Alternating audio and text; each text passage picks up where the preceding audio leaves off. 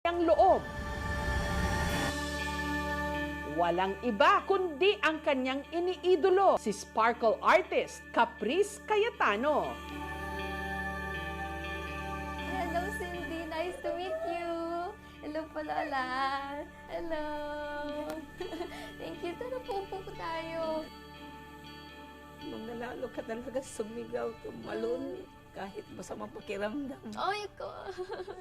Wala, nakakaiyak naman. Nahahawa po ako sa iyo. Hindi sa tuwa, hindi na makapagsalita tuloy. Oo. Kasi hindi niya akalain na makita kayo ngayon.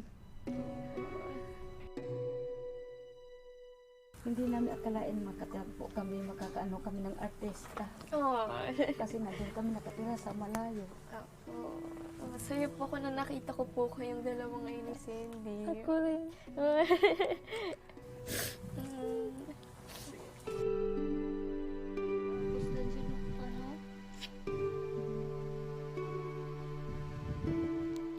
Ginawa ko po yan ng bracelet.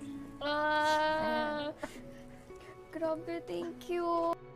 Wala po kasi akong ibang may bigay sa iyo yan kasi kaya ko. Mm, Gawa ko po. na-appreciate ko to. Ang dami naman, thank you.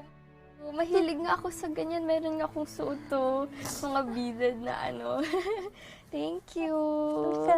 Thank Picture you. po tayo. Ibigay ko po sa inyo ko. 1, 2, 3.